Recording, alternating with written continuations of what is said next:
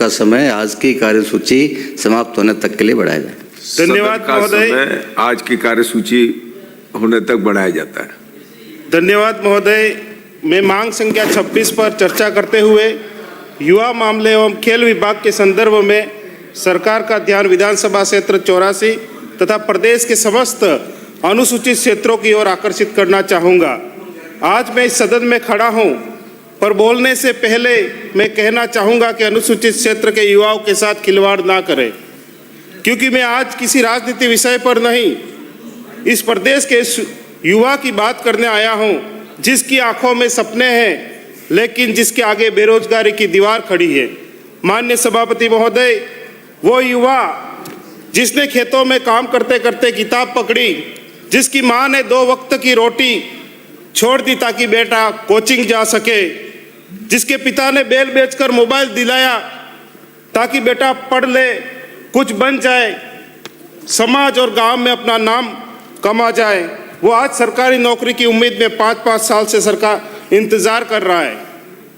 हर भर्ती की खबर उसके दिल की धड़कन बढ़ा देती है, पर जब सुनता है पेपर लीक हो गया तो उसकी आंखों से सपनों का जनाजा उठ जाता है।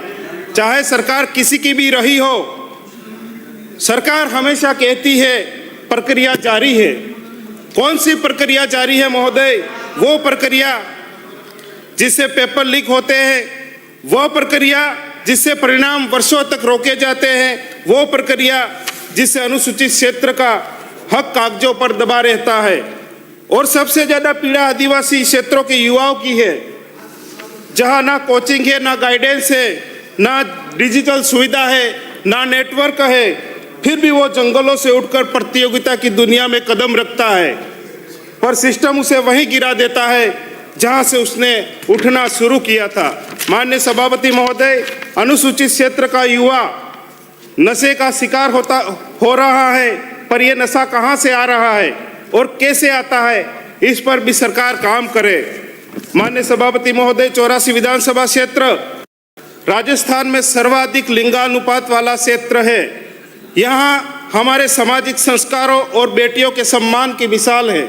जब हमारा क्षेत्र बेटियों के सम्मान में अग्रणी है, तो खेल सुविधाओं में भी हमारी बेटियों को अग्रिम प्राथमिकता मिलनी चाहिए। आज 84 और आसपास के आदिवासी अंचलों में हजारों युवा खेल प्रतिभाएं मौजूद हैं, लेकिन खेल मैदानों का अभाव, प्रशिक्षकों की कमी और संसाधनों की अनुपलब्धता के कारण उनका हुनर सीमित रह जाता है। माननीय सभापति महोदय, आदिवासी समाज के बच्चों में तैराकी, तीरंदाजी, कबड्डी और एथलेटिक्स जैसे खेलों के लिए प्राकृतिक क्षमता और शारीरिक दक्षता आनुवंशिक रूप से देखो मिलती हैं। आदिवासी बच्चे पहाड़ों, जंगलों और नदियों के बीच पले बड़े हैं। उनकी सहन शक्ति और उनकी स्फूर्ति अद्भुत है।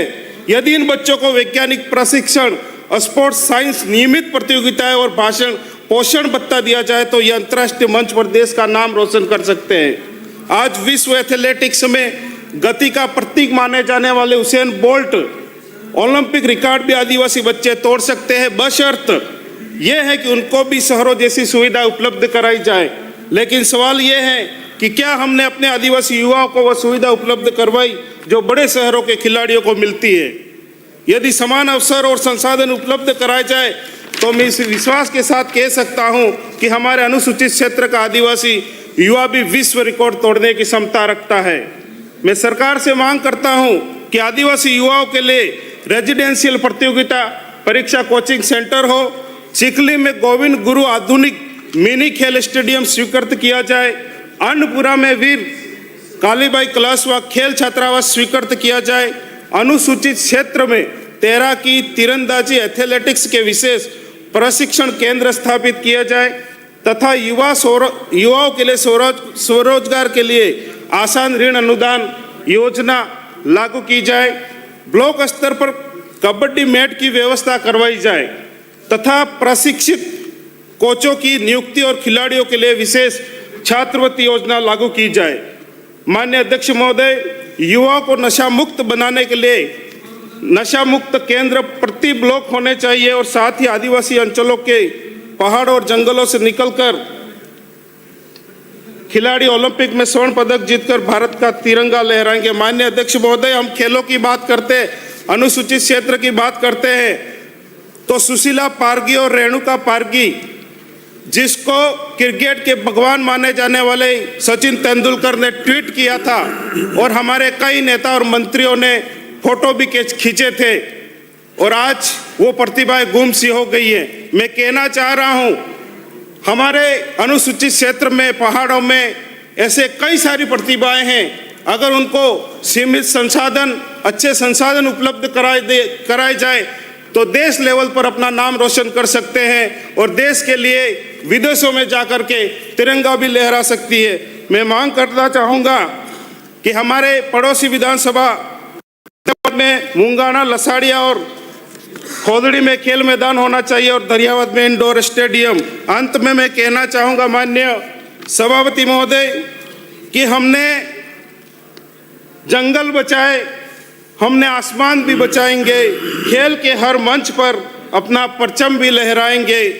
जो बजट में भूले थे तुम, वो याद दिलाने आए हैं। बिल प्रदेश के खिलाड़ी अब अधिकार जताने आए हैं, अब अधिकार जताने आए हैं। धन्यवाद। जोहार महोदय। श्री पूसाराम गोदारा। सम्माननीय